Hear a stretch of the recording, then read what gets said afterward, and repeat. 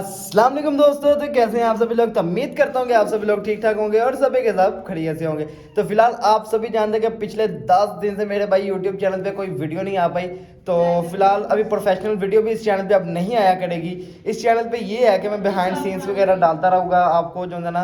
ओए ओए ओए, ये देखो यार, ये जिन्न लग रहा है, शबाना कम जिन्न ज़्यादा लग रही है। ये क्या है। चल ठीक है दोस्तों, फिलहाल जो ना मैं आप लोगों को बता रहा था, बात कर रहा था कि जो सा हमारा चैनल है ना, इसके ऊपर आ चुकी थी स्ट्राइक। तो भाई इस चैनल को बहुत ज़्यादा मुश्किल है चलाना और इसके अंदर मैं इतने प्रोफेशनल वीडियोस नहीं डाल सकूँगा अब।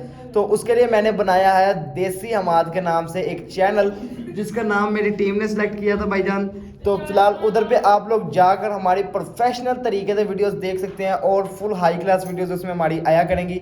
और इस चैनल के ऊपर अब मेरी कोई भी प्रोफेशनल वीडियो यानी कि शूटिंग करके अच्छे तरीके से देख दो कर नहीं आया करेगी।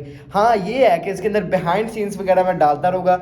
तो बाकी जो है ना, आप लोग उस चैनल को जाकर विजिट करो, उस चैनल को जाकर सब्सक्राइब करो और उस चैनल की पहली वीडियो इंशाल्लाह पीर वाले दिन आ जाएगी।